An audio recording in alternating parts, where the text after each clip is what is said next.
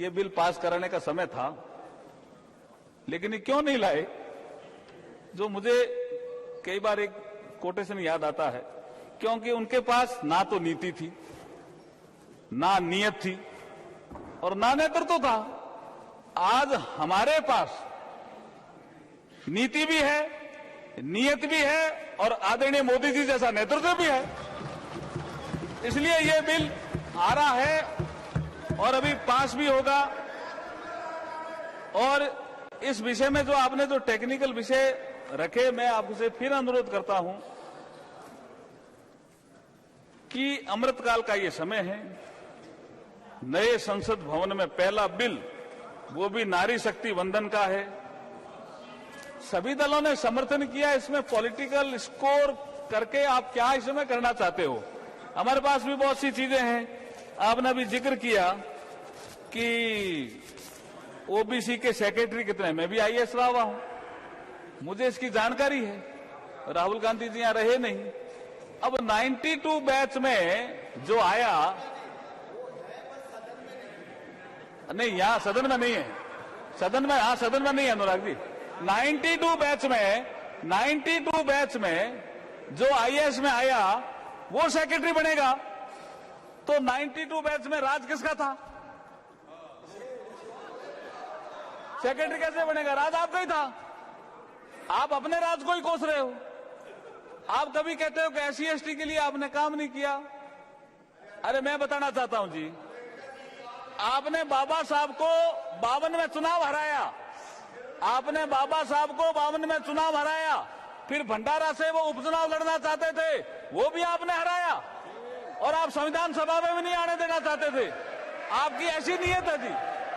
आप ओबीसी समाज के भले की बात कर रहे हो। सारी बातें गृह मंत्री जी ने कह दी है। मैं ये कहना चाहता हूं कि सेक्रेटरी ऐसे ही बन जाते हैं क्या? और जैसे ठीक है गृह मंत्री जी ने किस नियम क्या है? सेक्रेटरी जो हम पॉलिसी बनाते हैं उनको लागू करने का काम करते हैं। बोलते हैं आप जो पॉलिसी हम बनाते हैं उसको लागू करने का काम करते हैं सेक्रेटरी। सेक्रेटरी नहीं है तो सेक्रेटरी चला समर्थन लो। तो ऐसा करके डिबेट को तो डिबेट किया, ये ठीक नहीं था।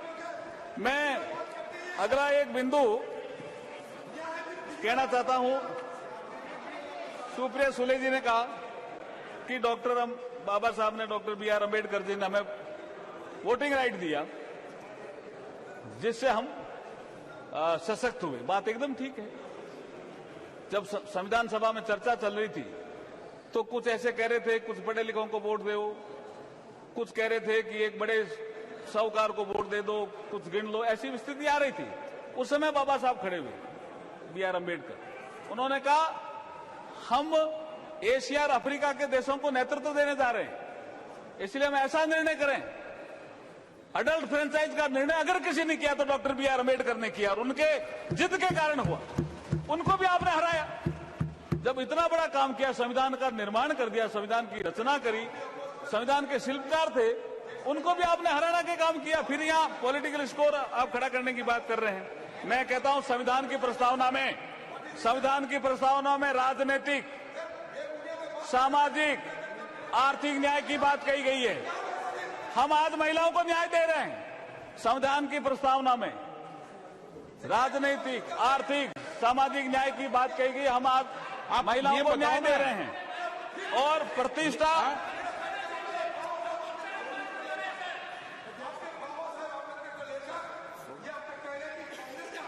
हाँ, क्यों बात करते हैं सदन के अंदर? सदन को गुमराह करना चाहते हैं आप। एक सेकंड, ये फैक्चुअली करेक्ट है। जैसे राहुल गांधी को बीजेपी ने हराया, ये फैक्चुअली करेक्ट है। बाबा साहब के सामने जीत कराने वाले प्रत्याशी कांग्रेस के ही थे। तो कुछ नहीं हुआ, कुछ नहीं हुआ। इसमें क्या है? कुछ नहीं हुआ। तो काहे को इतना आप चिंता कर रहे हैं?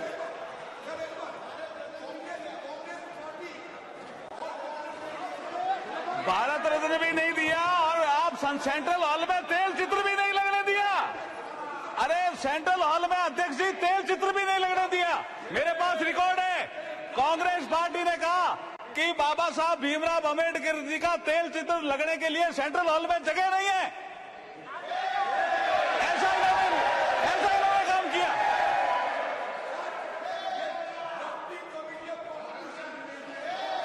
और भारत रत्न तो दिया ही नहीं। बाद में जब वीपी सिंह के समय सरकार आई, जब अटल जी अडवाणी जी बाहर से समर्थन कर रहे थे, उस सरकार ने दिया भारत रत्न। भारत रत्न भी नहीं दिया बाबा साहब को, तेल चित्र भी लगने के नहीं दिया, 2 बार चुनाव में हराया। बहुत से सदस्यों ने कहा था, सर मैंने एक किताब में बहुत स्पष्ट पढ़ा है, बहुत से सदस्यों ने कहा 52 में पंडित नेहरू जी को कि डॉक्टर बी.आर. अम्बेडकर बहुत विद्वान आदमी है, इनके सामने उम्मीदवार मत खड़ा करो। तो नेहरू जी ने कहा कि ये हमारा विरोधी है, ये 2 ही पार्टियों की आलोचना करता है, बी.आर. अम्बेडकर, एक कांग्रेस की, एक कम्युनिस्ट पार्टी की, इसलिए हम तो इसको हराएंगे चुनाव लड़ करके। और ये तो फैक्ट है, इनका हिस्टोरिकल फैक्ट। इसमें क्या है, इसमें क्या नई चीज है? इसमें कोई नई चीज नहीं है जी।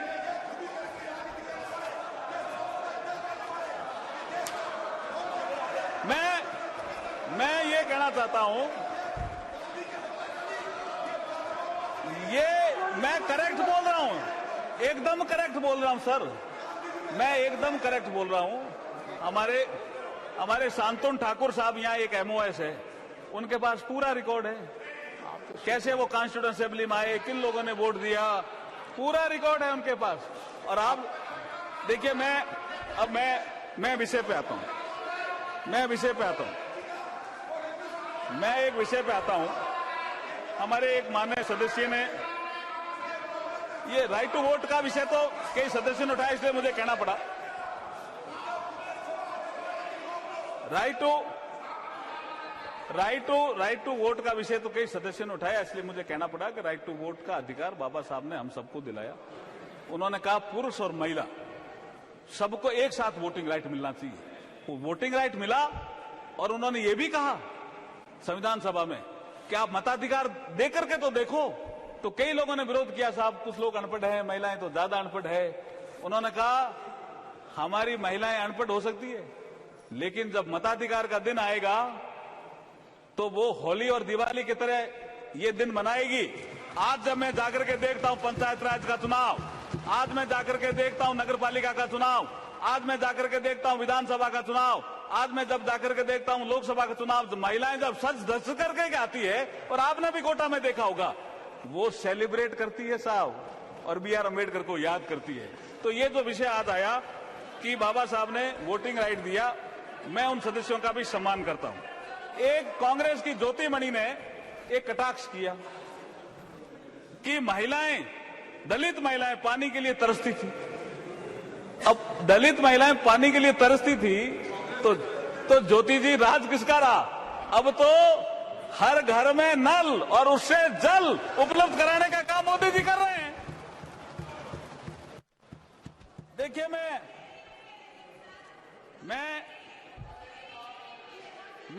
मैं एक चीज बताना चाहता हूं कि हमारा 2019 का जो जनरल इलेक्शन हुआ, महिलाओं में जो जागृति आई, ये आंकड़े प्रमाणित हैं, इसलिए बोल रहा हूं कि 2019 के जनरल इलेक्शन में जनप्रतिनिधि चुनने में महिला वोटरों की भागीदारी पुरुषों की तुलना में अधिक रही। ये महिला जागृति है, और आज हम प्रतिनिधित्व दे रहे हैं, एक बिल पास कर रहे हैं, महिलाओं को और सशक्त कर रहे हैं। पुरुषों का मत प्रतिशत 67.2 रहा, वहीं महिलाओं का मत प्रतिशत 67.18 रहा।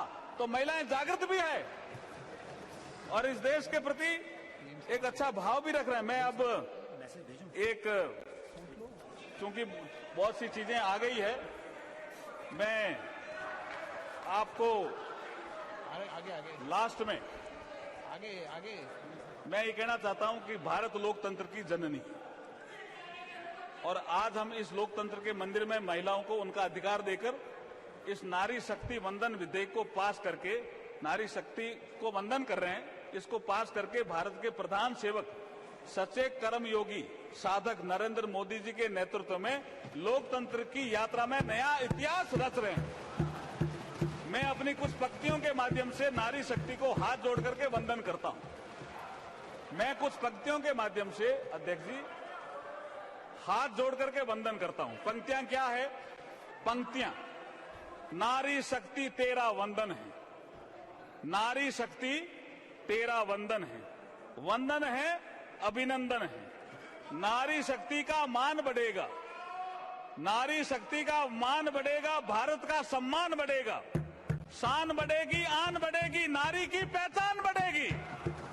सपनों को अब पंख लगेंगे, घर के आंगन तक नहीं रुकेंगे, नारी को अधिकार मिलेंगे, मिलजुल करके काम करेंगे।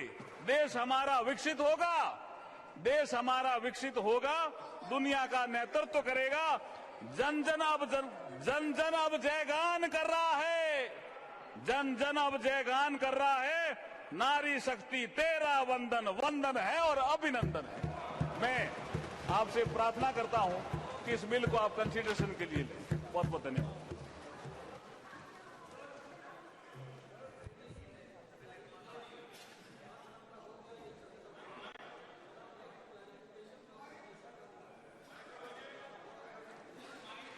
बताइए बताइए। 8 घंटा हो गया ये चर्चा।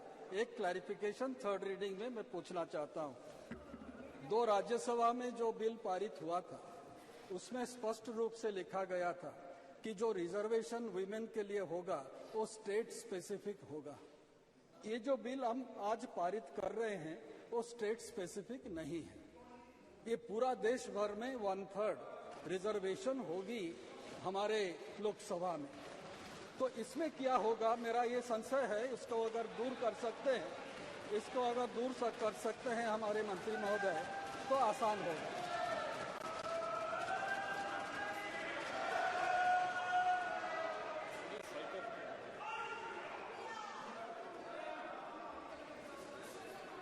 संशय ये है सर कि कुछ स्टेट में ज्यादा महिलाएं चुन के आएंगे या रिजर्व रहेगी और कुछ स्टेट में ये कम होगा। तो इसके लिए कुछ प्रावधान आप करेंगे या डिलिमिटेशन कमीशन के ऊपर ये छोड़ देंगे? इसके बारे में कुछ स्पष्टता इस विधेयक में नहीं है। भर्तृहरि मेहता साहब ने जो विषय उठाया वो आर्टिकल 332A, जिसमें हम 332 में जो 332A जोड़ रहे हैं, रिजर्वेशन सीट इन असेंबलीज। इसमें मेरा यह कहना है भर्तृहरि साहब कि स्टेट लेजिस्लेटिव असेंबली में हम 33% आरक्षण कर रहे हैं। सीट जितनी होगी, जैसे मैं राजस्थान की बात करूं 200, तो 66 हो जाएगी महिलाओं के लिए। अगर कभी 300 हुई तो 99 हो जाएगी। तो ये हम ये सबके लिए। गृह मंत्री जी, मेरी समझ है ये काम डिलिमिटेशन कमीशन ही करेगा। सीटें कौन राज्य में कितनी होगी और कौन सी होगी, ये सारा काम डिलिमिटेशन करेगा। इसीलिए डिलिमिटेशन कमीशन को दिया गया है, जिससे निष्पक्ष रूप से क्वासा जुडिशियल प्रोसीडिंग के तहत, सार्वजनिक सुनवाई के तहत ये चीजों को तय किया जाए। बिन राजकीय रूप से होगा और पारदर्शी तरीके से। माननीय सदस्यगण, इसके पहले कि मैं विधेयक को विचार किए जाने का प्रस्ताव सभा के मतदान के लिए रखूं, मैं सभा को ये सूचित करना चाहता हूं कि संविधान संशोधन विधेयक होने के कारण इस पर मत विभाजन द्वारा होगा। चूंकि इस सदन में डिवीजन नंबर अभी आवंटित नहीं किए गए हैं, अतः मतदान पर्चियों के वितरण द्वारा होगा। लाबियां खाली कर दी जाए।